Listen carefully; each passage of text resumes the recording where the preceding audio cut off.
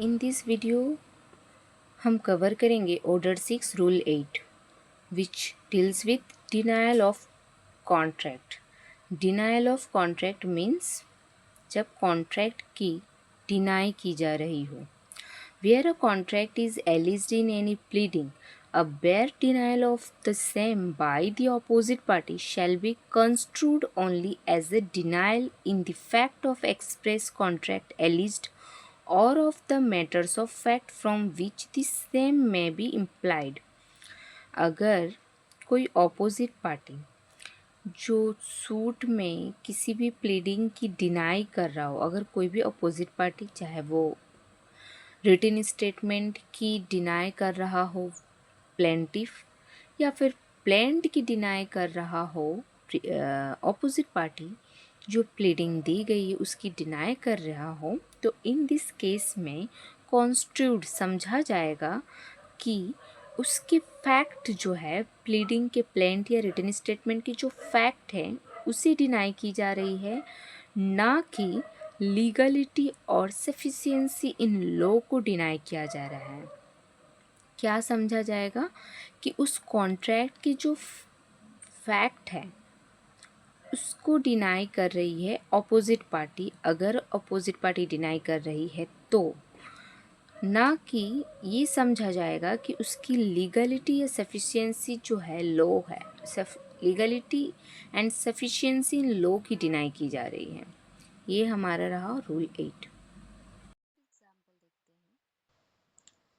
In simple terms में हम समझने की कोशिश करेंगे रूल 8 को।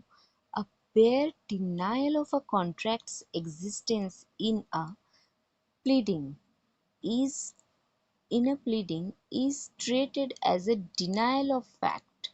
ओके, जो डिनाई की जा रही है कॉन्ट्रैक्ट की उस प्लीडिंग में उस कॉन्ट्रैक्ट की डिनायल को ही हम डिनायल ऑफ द फैक्ट कहते हैं। ठीक है, जैसे मैंने पिछले वीडियो में बताया कि जो कॉन्ट्रैक्ट था वो क्या था, सेल फॉर प्रॉपर्टी। ये प्लेंटिफ ने अपने प्लीडिंग में कहा है। डिफेंडेंट जो है उसकी प्लीडिंग की डिनाई करती है।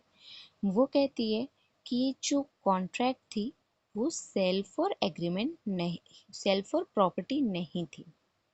तो ये जो डिनाई हो रही है उस कॉन्ट्रैक्ट की, प्लेंटिफ की प्लीडिंग में जो दी गई है कॉन्ट्रैक्ट, उस कॉन्ट्रैक्ट की जो डिनाई की जा रही है डिफेंडेंट के द्वारा, उस डिनाई को क्या कहते हैं, ये रूल 8 में बताई गई है। उस फैक्ट ऑफ द जो प्लीडिंग की फैक्ट है उस फैक्ट को डिनाई की जा रही है, ये समझा जाएगा, ना कि ये समझा जाएगा कि ये कॉन्ट्रैक्ट जो है वैलिड है या सफिशिएंट है।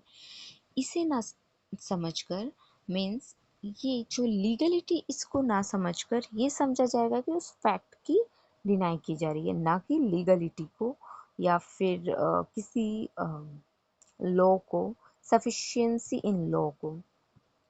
For example, if someone denies they made a contract, अगर कोई पार्टी डिनाई करता है कि वो एक कॉन्ट्रैक्ट किया था टू सेल अ कार। ठीक है, अगर कोई पार्टी डिनाई करता है, मान लेते हैं ऑपोजिट पार्टी डिफेंडेंट जो है डिनाई करता है कि ये जो है कार सेल करने की एक कॉन्ट्रैक्ट हुई थी। ठीक है, it means they are saying the facts, ये समझा जाएगा कि वो फैक्ट्स कहना चाहता है।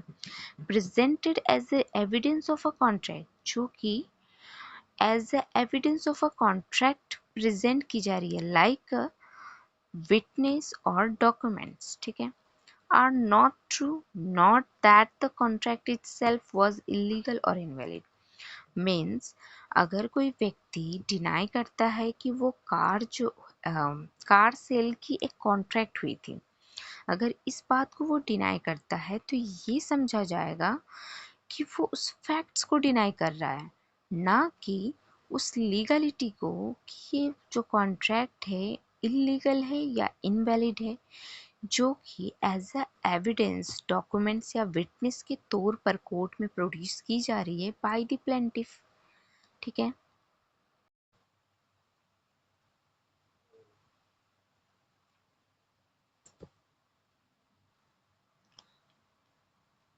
If one party, means plaintiff, claim in their pleading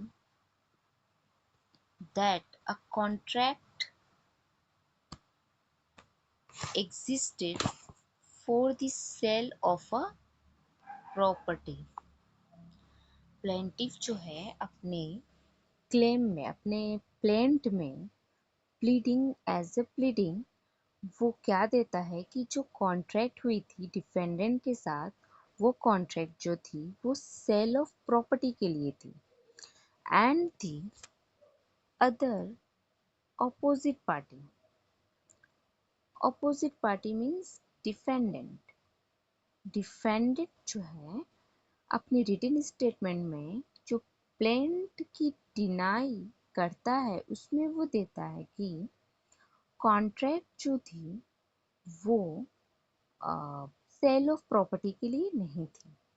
तो इन दिस केस क्या समझा जाएगा कि ये जो डिनाई की जा रही है वो फैक्ट ऑफ द केस को डिनाई की जा रही है, ना कि लीगलिटी की कॉन्ट्रैक्ट जो थी वो वैलिड है या फिर सफिशिएंट, इसकी वो डिनाई नहीं कर रहा है। क्या समझा जाएगा कि उस प्लेंटिफ की जो प्लेंट की जो प्लीडिंग है उस प्लीडिंग के फैक्ट को वो डिनाई कर रहा है जो प्लेंटिफ के द्वारा दी गई है कि ये कॉन्ट्रैक्ट जो थी सेल ऑफ अ प्रॉपर्टी के लिए थी। वहाँ प्लेंट डिफेंडेंट जो है अपनी डिनाई करता है उस फैक्ट की, ना कि कॉन्ट्रैक्ट जो है वैलिड है या सफिशिएंट है इसकी डिनाई वो नहीं करता है।